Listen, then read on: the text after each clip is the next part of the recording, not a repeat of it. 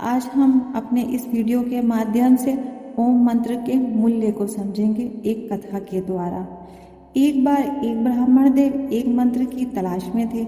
एक ऐसे मंत्र की तलाश में जिससे सभी खजानों के ताले खुल जाएं। इसी खोज में वह ब्राह्मण देव नगर नगर घूम रहे थे। नगर नगर घूमने के बाद उन्हें एक गुरु मिले। ब्राह्मण देव गुरु से बोले, गुरु मुझ पर कृपा करें, मुझे एक ऐसे मंत्र की तलाश है जिसके सिद्ध होने पर सभी खजानों के ताले मेरे लिए खुल जाएं। गुरु बोले, अवश्य, मैं तुम्हें ऐसा मंत्र जरूर दूंगा, पर तुम्हें पहले यहाँ मेरे पास रहकर शास्त्रों का अध्ययन करना पड़ेगा। ब्राह्मण देव बोले, ठीक, जैसा आप कहें। और ब्राह्मण देव गुरु से शास्त्र की शिक्षा लेने लगे। इस तरह कई वर्ष बीत गए। ब्राह्मण देव फिर गुरु के पास जाकर बोले, गुरुदेव, अब तो कई वर्ष बीत गए हैं, कृपा करके मुझे वह मंत्र दे।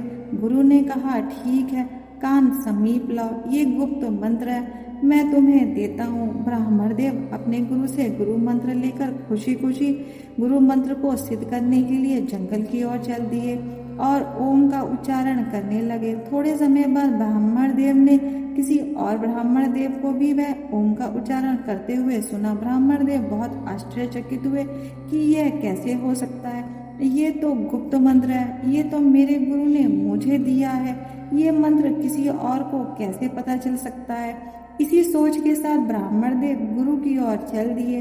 रास्ते में ब्राह्मण देव ने एक व्यक्ति को दूसरे व्यक्ति का नाम लेते सुना, ओम प्रकाश।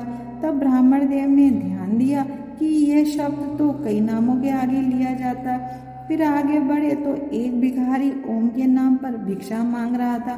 ब्राह्मण देव को बहुत क्रोध आया कि मेरे गुरु ने मुझे ठग लिया है, इतने वर्षों का यह फल दिया। ओम शब्द तो सबको पता है, गुरु ने कहा था ये गुप्त मंत्र है। ब्राह्मण देव बोले, मैं अपने गुरु से अवश्य पूछूंगा कि उन्होंने मेरे साथ ऐसा क्यों किया, मुझे क्यों ठगा। ब्राह्मण देव गुरु के पास पहुंचकर बहुत क्रोधित हुए। गुरु ने कहा, ये गुप्त मंत्र ही है, पर मेरे जैसे और भी बहुत से गुरु हैं और तुम्हारे जैसे और भी बहुत से शिष्य हैं, इसलिए तुम्हें ऐसा लग रहा है कि मैंने तुम्हें ठग लिया है। गुरु ने कहा, तुम चिंता मत करो, मेरे पास एक और मंत्र है, मैं तुम्हें वह बताता हूँ, पर उससे पहले तुम्हें मेरा एक काम करना होगा। मेरे पास एक पत्थर है, इसे बेचना है, पर तुम नहीं बेचना, बस यह जानना कि इसका बाजार में क्या मोल है। ब्राह्मण देव बोले, ठीक है, जैसा आप कहें।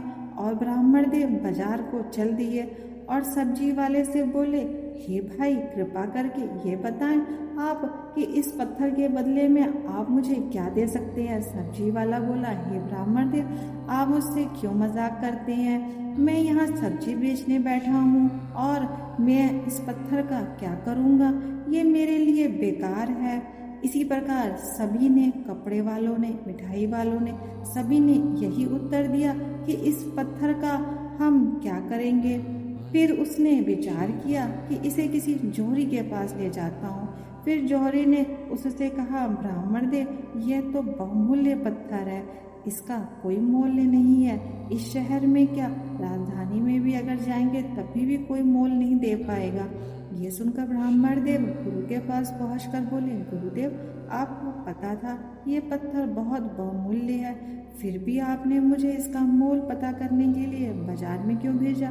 गुरुदेव मुस्कुराए और बोले, मैंने ऐसा इसलिए किया कि तुम्हें ये पता चले कि ये पत्थर बहुमूल्य है, पर सिर्फ जौहरी के लिए, आम इंसानों के लिए ये सिर्फ एक पत्थर मात्र है, वह इसका मूल्य नहीं जानते, इसका मूल्य सिर्फ जौहरी ही जानता है।